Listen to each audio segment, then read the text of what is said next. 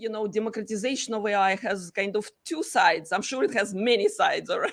But Yes. The two that I see immediately is, first of all, yes, looks like AI is everywhere and anywhere, all right? And number of apps coming, available to all of us. It's impossible. It's overwhelming, right? To kind of even understand what's happening out there, right?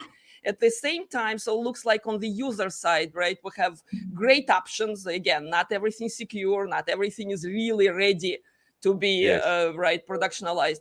On the other side, democratization of AI, to me, in previous years, it was all about skills, because looked like only ivory tower scientists, PhDs no less, could have access to the systems and develop them, in a sophisticated way. So where do you see that democratization is going, in a way that, hey, more and more specialists needed, more software engineers should become AI, right, AI specialists. So where that democratization of skills going, you think? Yes, that is a great question, Irene. The way I'm looking at this, do you know what's actually happening here? The smarter it's almost like they say software is eating hardware, eating other things, other industries, all sorts of stuff, and it's AI eating software.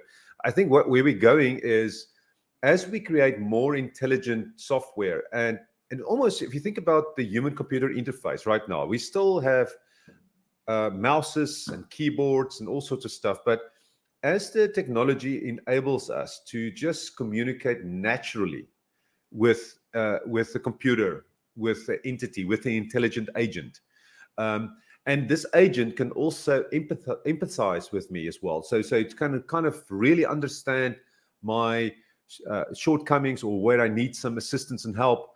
I think that is it's the future that we hope that we should aim for. But the point that I want to make here is that, if we think about it's becoming easier to communicate your intent and what you want to do, you can, for instance, say something, please write a program to do this, this, and this.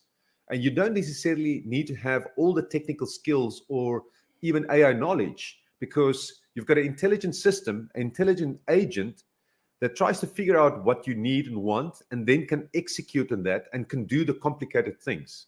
So in that way, the more intelligent the system becomes, the easier it will be for more people to actually use it.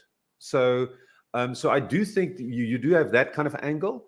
MIT has got this interesting thing where they talk about sustainers, explainers, and trainers. You can train. This is all to do with jobs that's AI related. So trainers would be people that's actually training the systems, building the models, all of those kind of things.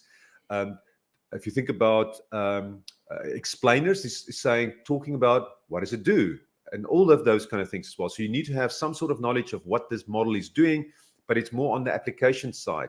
And then sustainers would be looking at, say, the ethical aspects of this. What is the impact on society? All of those kind of things as well. Does it adhere to regulation and so forth? So we will see these interesting jobs. And I think it's going to be human plus AI. It's going to be people that's embracing the technology and using that to solve problems. And in the future, I've got this one graph that talks about the evolution of intelligence, where you can actually take, say, where you go all the way from the current narrow type of AI to a kind of AGI, to a sympathetic AI and a shared AI, where that's all explainable, that cooperate with humans.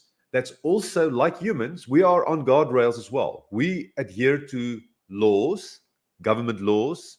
There's morality. There's all sorts of things. We know what's ethics and stuff. So as humans, when I go to Sehul or I go to Dubai, by the way, if you go to the UAE, because of maybe the penalties that's in place, most people or all people adhere to what needs to be done. So you don't see people that's going off rails. So it's very interesting. So I do think if we look at the ecosystem of intelligence, where synthetic AI, intelligent agents, and humans cooperate, whatever is relevant for us should be relevant for intelligent agents as well. We got to ensure that they also stay on the ethical, trustworthy AI path, or just trustworthy path. So I think it's going to be all important. So I hope I answered your question there. So I do think actually as we increase the intelligence, we're also going to increase accessibility as well, along that as well. So we just need to make sure that we empower people.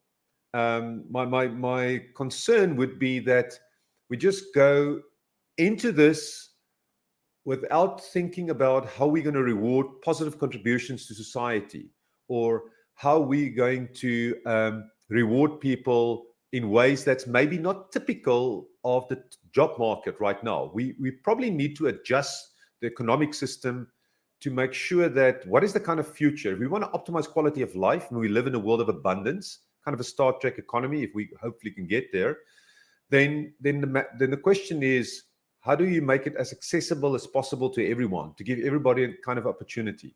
Now, even in that kind of world, you will always have people that's working harder, that's probably more talented.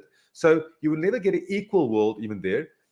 So as long as you get it more equitable, I think that's going to be quite important.